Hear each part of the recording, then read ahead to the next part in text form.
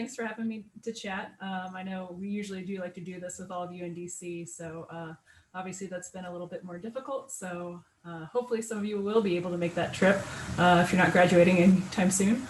Yeah, as I was introduced, I just wanted to briefly cover how I ended up where I am, what I do, and maybe cover a couple quick tips of interest, and then open for any questions you may have. Um, so how I got here from K-State, I was in the Econ club while I was there, to the Hill, and generally why Econ appealed to me. I like that the framework for economics really is condensed into, as Mises sums it up in a book title, human action. So the study of decision making in a world of scarcity and trade-offs. I was actually watching episodes of John Stossel in my high school econ class that got me initially interested. So I graduated in 2008 with a dual major in economics and English lit. I chose English lit because I thought it'd make me a better writer in economics. And then got an internship in DC with then Senator Brownback in the summer of 2007. Returned for a summer Koch Foundation internship after undergrad in 2008. And then I began grad school as a Mercatus Master's Fellow at George Mason University in the fall of 2008. So why Mercatus Center appealed to me, Mercatus is a research institution tied to the university, and it brings a real world application to the graduate program. The econ department at GMU was known for Masonomics, which is generally could be summed up as markets fail, still use markets. You can still appeal to morality and noble impulses without placing government as the embodiment of it, and clarify between doing good and just feeling good when passing certain government policies. What was cool about it, I was actually able to co-author directly with researchers at Mercatus Center, and that included short papers and even regulatory interest comments. And that's sort of a formal comment that you can publish during a proposed regulations review window. And then I did the equivalent of a thesis while I was there, which I explored the existing research on the economic powerhouses of California and Texas. And I wanted to answer why these two states have chosen different policy paths and what the effects of these policies could mean for their long-term growth. And as often with research papers, you end up with more questions than answers, of course. But I did find that in California, more frequently, small interest groups might take advantage of how easy it is to put something on the ballot in order to get policies that exclusively benefit them at the expense of the rest of the state's constituents. And it's easy to vote for something that just sounds nice. And even if voters vote for candidates and policies that they ultimately find counterproductive to their well-being, how they vote with their feet truly determines how they judge these candidates and policies. So it should actually be interesting. I don't know if you saw the census data that came out today that kind of showed some of the reapportionment of representatives. I think California lost a representative, Texas picked up two. It should be interesting with all these population moves that preceded and occurred during the pandemic and how this will continue to play out. By graduation, I still had contacts on the Hill from my internship. And that helped immensely. Then Senator Brownback actually became ranking member of the Joint Economic Committee. And I've been an economist on the JEC for nearly 11 years now. And so what the Joint Economic Committee is, it is a congressional committee. It was created by the Employment Act of 1946. It's bicameral, which means it spans both the House and the Senate.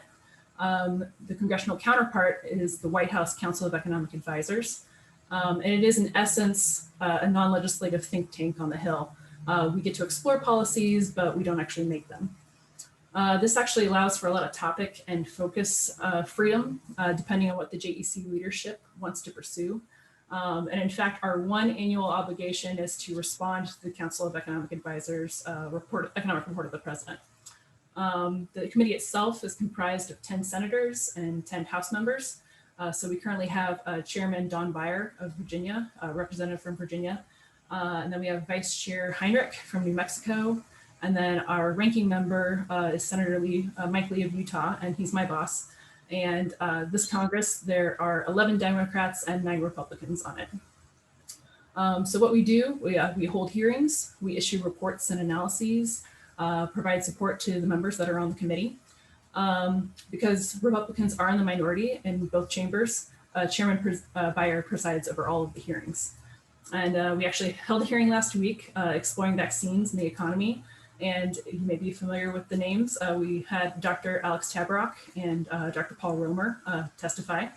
And there was a lot of consensus around simplifying eligibility criteria for vaccines and use of technology to accelerate distribution to get economic conditions back to normal. The faster you vaccinate, the faster you can get the economy back to normal. So some of what I'm doing now is actually a more specific project within the Joint Economic Committee called the Social Capital Project.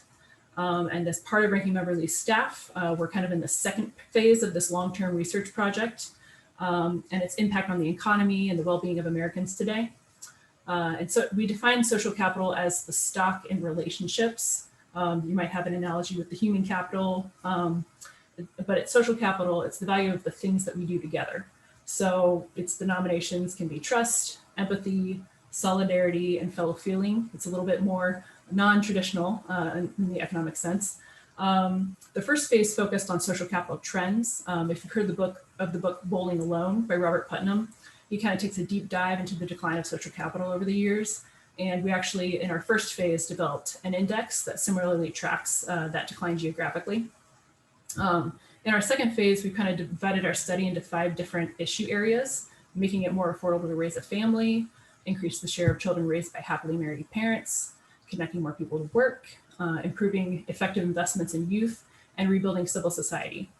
And so from our perspective, any policy agenda to expand opportunity and increase social capital generally confronts 2 constraints: the inadvisability of government intervention in many cases, or just not have that be the first knee-jerk reaction, and its frequent incompetence. Government can remove or reform policies that weaken institutions or crowd them out. It can promote the bases for a flourishing civil society, strong families, a stable and growing economy, effective safety nets, and more local decision-making. And then they can also facilitate the identification and replication of successful interventions that could promote opportunity. I think there's evidence out there for some repeat of apprenticeship programs. There's been some studies that these have been super successful. And so the goal of the project is to better understand why the health of our associational life feels so compromised, high polarization, and what the consequences are of the decline in social capital, and what can be done or stopped to improve the health of our civil society. And so to that end, my colleagues and I have written on a wide variety of issues, and they range wide. That includes the opioid crisis and how being married can be associated with lower overdose deaths, how prime-age men disconnected from work are also more likely to be disconnected from other sources of social capital. We recommended making permanent a charitable deduction for those that also take the standard deduction as a way to increase small dollar philanthropic activity, and how reforming the child tax credit and dependent care credit can improve family affordability, just to name a few. And so some examples of what I've been working on lately, I recently published a paper called Saving for Social Capital, and I argue savings helps us expand families, supports family stability, makes homeownership possible. Homeownership in itself improves neighborhood safety, civic engagement, reduces divorce and accelerates marriage, improves child outcomes, and importantly, savings can reduce parental stress and change aspirations for children. And so low-income families are generally hesitant to use a purpose-specific tax-advantaged account because it reduces flexibility when you have to use those funds for an emergency. You usually get hit with a penalty tax on top of your normal income tax. So the international evidence from Canada and UK, they actually have universal savings accounts over there. They found that they were utilized more by low-income families. My idea was to allow after-tax dollars up to $35,000, less any other retirement account contributions per year, and allow rollovers from other after-tax government favored accounts. And then with the pandemic, our work has definitely expanded even outside some of the social capital stuff. I created something called the Reopen Readiness Metric Tracker. And this is an interactive visualization where we aim to aggregate and visualize relevant real-time COVID-19 data using several data-driven criteria recommended by government agencies and health organizations. And so it pulls COVID cases, deaths, at least one dose adult vaccination rates, and positivity rates data for state and county levels daily. And then we display them on a map with 14-day graphs and how each state or county is faring relative to that criteria. So that would include declining new cases, falling positivity rates, less than 10% positivity, and 40 or less cases per million were just some of those recommendations. So generally what I do on a day-to-day basis, even though leadership's prerogatives might change over the years, much of my time is still heavily in research and in reading. So that doesn't much change over time. But since starting this project, social capital project, much more data collection and exploratory data analysis has been part of my day. And I've even got into automating some monthly database reports and applying JavaScript to customize some of our interactives. So I'd say takeaways, having an econ degree provided base preparation for my job. It provided a good foundation and a curiosity to pursue economics in grad school, as well as to retain the ability in my job today to be both a student of new issues and policies and a teacher to the members and their staff that need to know more about those issues. And so I guess general tips for folks if they want to apply their econ background after graduating. I highly recommend learning a programming language. Very useful for quick analysis, interactive data visualizations, and automating the cleaning of data, especially if you're doing multiple years of very large data sets. But also don't forget that Excel is still a really great tool, especially when you just need to do a quick one-off analysis. I've gravitated to R programming because it was free, unlike Stata or MATLAB, and it was used more frequently by statisticians and economists at the time. But I've heard good things about the versatility of Python too. But that said, statistics and analysis are useful tools, but you have to be aware of the false sense of precision, especially when it comes to estimating human behavior in the aggregate. We may have a good sense of the theory or models in a vacuum or in the context of several conditions, but this isn't physics. In the study of human action, we can't account for every single thing that could be affecting a relationship between two or more variables. We just work with the best of what we have and then continue pursuit of research to explore all the angles. And then final tip, if you're interested in getting a job on the Hill or wish to try it out, internships are a great way to get your foot in the door. That's kind of how I started out. And that's how most folks I know on the Hill started out. Otherwise, it might be useful to dip a toe in the think tank world and see if you like it there. So that's all I've got, but let me know if you have any questions.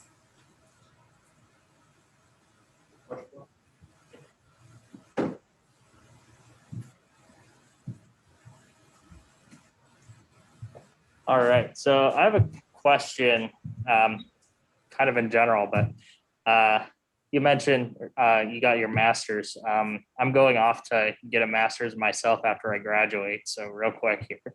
But so I wondered if you had any specific advice for going into an applied econ master's program. I would say if you're getting into it straight away, at least what was helpful for me is to do econ math boot camp. Sometimes the universities will actually offer that prior to your program starting, but otherwise, you could probably use multiple MOOC or something like that to catch yourself up to speed for some of the classes you're going to be taking. Okay, awesome, thank you. Sure.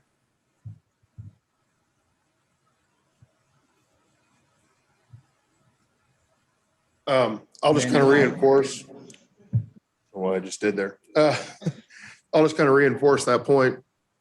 This was a long time ago, and math was still important in econ back in the day when I went to grad school, but probably not as much as today. And I went to a small undergraduate Drury College down in Springfield. If anybody's heard of it, it's a good school. But our liberal arts econ degree required almost no math, Calc 1. And I remember my advisor, I was graduating, feeling good. I did great on the GRE. They were giving me all sorts of assistantships and stuff at Mizzou. And the guy said, well, you should take Calc 2 this summer. And I was like, how serious of a suggestion is that? He's like, well, you probably should, but he didn't push it enough. I went back to him a year later. I said, you should have really pushed that. Cause I was like, I don't want to take classes my 3 months before grad school. This is crazy talk. Right. But, I wished I would have, and it ended up my first year of grad school, they were fortunate enough to let me like take all the stuff I should have already known and undergrad econometrics and whatever math econ stuff and all that. So it's I just want to reinforce that. Definitely. And now, I mean, that'd be more than Calc 2 you'd want to go into a grad program, obviously, but that was the case back then. I know you said you had the internship with Senator Brownback. Where are some of the good internship places to look and things to consider? I actually put a question in the chat earlier that I maybe we'll give you all sorts of things to talk about. Sure. And again, we encourage people in the Zoom and here to ask questions, obviously. Yeah.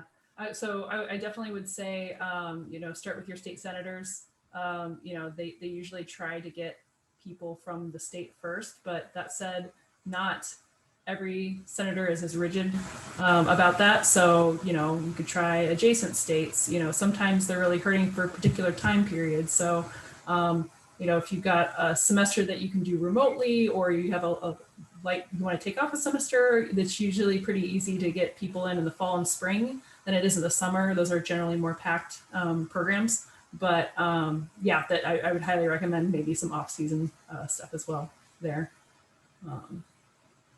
Let's see.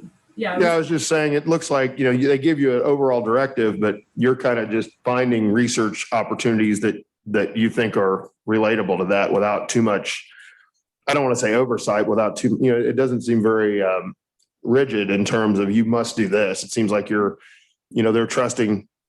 And then I guess maybe give a little bit of perspective on the number of folks that are doing the kind of things you're doing. I think that would give a little perspective to. Sure. Now we have a group of 9, but that's also because we're kind of in the minority now. But I think at our largest, we had 15 people. So I guess relatively small shop, but we are only the ranking member, and he was actually chairman last Congress. So we're only one, I guess, third of the office. They're not equally divided, of course. Democrats have a little bit more staff than us. And then the most senior Republican on the House side also has a few folks too. And so is there much working with the Democratic folks that have similar positions? Basically, if there's going to be any overlap, it's going to be on hearings. Like I mentioned, the vaccines one was actually a relatively non-controversial one, so there was kind of a lot of compromise of opinion between the witnesses. That said, they can get controversial. We had an income inequality one last fall that witnesses were going toe to toe on for sure. Yeah. I'm sure there's never a dull moment. Yeah. Other folks with questions, knock me off the podium, please. Well, come on up, please, if you don't mind.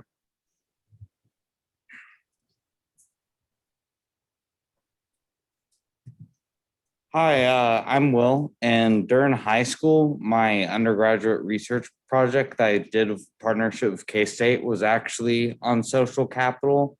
So I was just wondering, if Tocqueville had also inspired any of your ideas about social capital and how that plays into your economic theory behind it. Yeah. So this was actually Senator Lee's brainchild, if you will, and I definitely think he was heavily influenced by Tocqueville, Democracy in America, for sure. Yeah.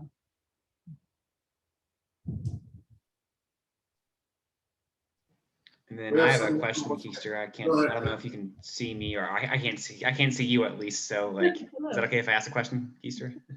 Yeah. Okay. Gotcha. So thanks for coming on, Christina. It certainly sounds interesting. So I guess I have 2 questions. You touched on the first one a little bit. So the first question is, what do you say that you do for the most part in in your average day? So do you spend more time taking data and writing briefs, or sort of your interpretation on the evidence, or do you sort of spend more time doing the digging yourself for the actual data and coming up with sort of letting some of the more partisan folks or the more politically positioned folks to make those interpretations, or collaboration, or I guess how does that sort of work out for you? So I'd kind of call it kind of braiding everything together. Like, part of the day might be, as you said, kind of maybe focusing on some like raw data analysis. Like nobody's maybe asked this question of the data before, so I'm getting into that and maybe writing up. It could be a blog post about it on the JEC website, or it could be for a longer term project. And then usually we'll be busy kind of prepping for a hearing too. So then we got to start doing a hearing memo, which will help inform our members and kind of bring them up to speed on whatever that issue is. So that way, in that case, we actually do rely more on other people's analyses to kind of inform that whatever that subject is, because we don't necessarily have as much time to do original work on it. And then, yeah, that's kind of threading all of those things through. I might have other projects that are going on at the same time, but they generally, yeah, fall under those categories. Okay, cool, gotcha. And then I guess like my second question, or it's kind of like almost like a 2A and 2B almost, but so I guess, so it sounds like you've definitely been in this position for a while. It's taken up most of your like sort of career as it relates to being employed. So I guess, why do you find this fulfilling? Why do you enjoy this position? And also you talked a little bit about think tanks. So what makes your position a little bit different from think tanks, and why have you, why have you not, why is it better to be, you like your job more than like the other think tanks that are, I'm sure, numerous around DC? Sure. I like the versatility and the dynamism of the work. Each leadership, whether it's the chairman, ranking member, vice chair that I work for, they have different priorities, so you're kind of always learning something new. So I really liked that aspect of the job. And then secondly, I did kind of dip my toes while I was as a Mercatus Master's Fellow at George Mason into the think tank world, and I definitely enjoyed that. But it's you really do get a direct ear of the member that you're working for. I would see Senator Lee on a weekly basis, and when I would be working on a hearing, I would be the one who'd be prepping him and kind of walking through his opening statement and walking through the questions that he's going to ask the witnesses. It's interesting, to see, because if you've ever watched C-SPAN, you'll see folks that are kind of sitting behind the members. Like, it's very cool to be a part of, the group that's behind the members, kind of helping them out there. And then on the other side, the think tanks can be fun too, especially if you're like, become an expert in something, then you get to be the people who get asked to testify at these hearings. So there's kind of some benefits to that too. Mm-hmm. Gotcha. That makes sense. Thanks. Sure.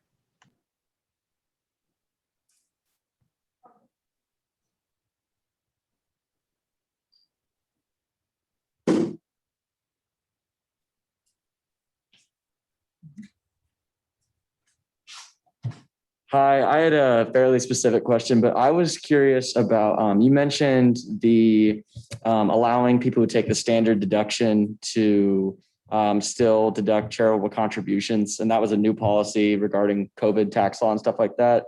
Could you kind of briefly describe what your findings and stuff were that was with that, and kind of what you guys were looking for there and what you ended up finding?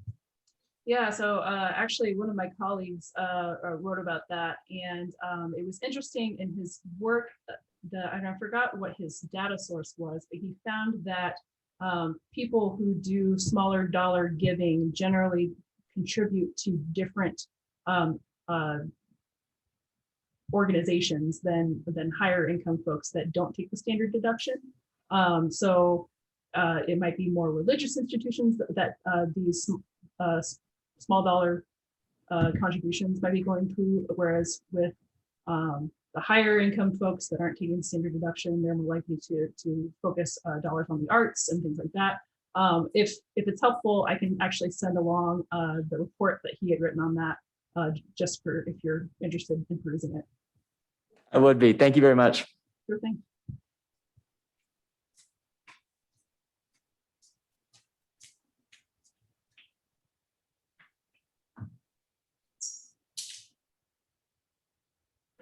Hi there. I was just wondering, when going through your data collection and your analysis, what was the most surprising conclusion that you guys was brought to, and was it different than what you thought it would be?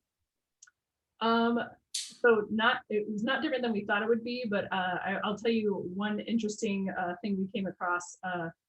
so there's this data set that's called NESARC 3, and it's actually the National Epidemiological Alcohol Related Conditions Survey. And it's from the NIH, and they just asked these, I want to say thousands of questions of just 60-ish thousand people. And they just really got into like, you know, do you feel supported by somebody? If your car broke down, do you feel like somebody would come pick you up? And so we actually, that was the survey that we used for the disconnected men paper, which I can also link to. And so the finding about, you know, disconnected men being that are, you know, not going to work are also kind of generally disconnected from other people. So that was not a surprising finding, but it was so cool to find a data set that actually like, you know, could answer that question. Yeah, thank you so much.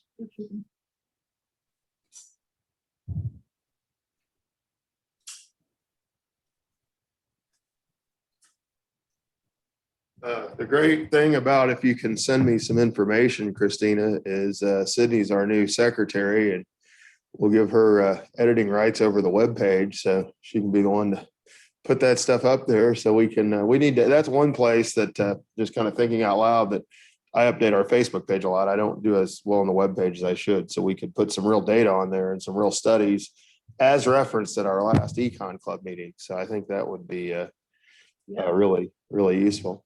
For sure. Other questions from the audience? Here or virtually? I have a quick question. Mhm.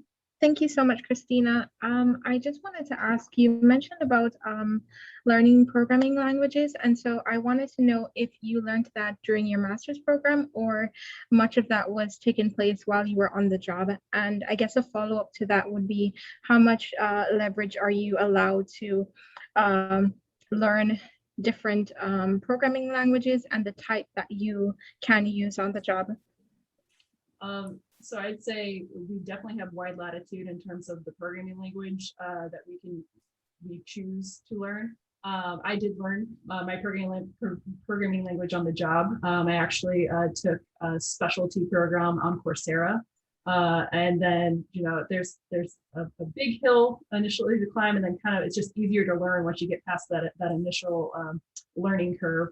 But yeah, it took quite a few months, but I started to get the hang of it and started to get faster at it. And but it's funny, we have different folks. There's a couple that actually prefer Stata, and that's available to us on the job. But I just have generally stuck with R. Yeah. And so that doesn't hinder you from, sorry, go ahead. Go ahead. Oh, so that doesn't hinder you from collaborating with different with members of your team?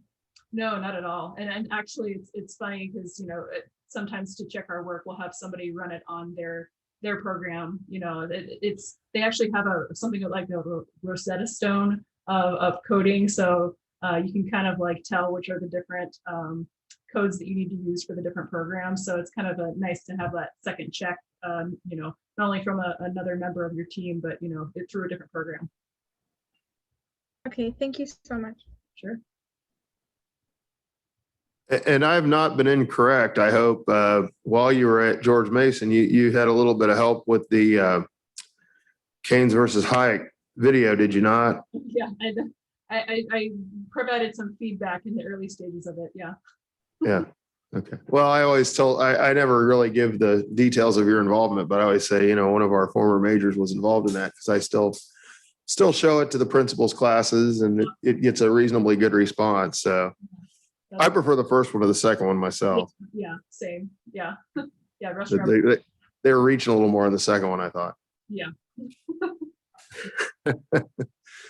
All right. Well, any last questions that we have this evening? We started early tonight because of our elections and things. So, and unfortunately, the room's air conditioning is. I don't know if you've been in Waters 231 since they renovated. It's pretty great in here, but the seats are better than the air conditioning, it appears right now. So, anyway.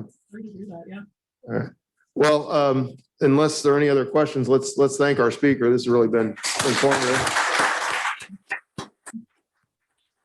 you can't see it, we've got, let's see, about 20 folks here in the audience, another 15 on Zoom. So we did pretty well tonight. And I mentioned in the thing, we're going to be coming out into September is the plan. And we'll be in touch with you if that's okay. You and Brian and some of the other regulars to try to set up some stuff. Yeah, that sounds good. All right. Well, we look forward to it. And I know that they will as well. So thanks again, Christina. And again, you can email me on any of those studies and we'll find a home for them on our website and stuff. I'd appreciate that. Yeah, that sounds great. All right. It's great to see you. Me too. All right. All right. We're done, everybody. Thanks.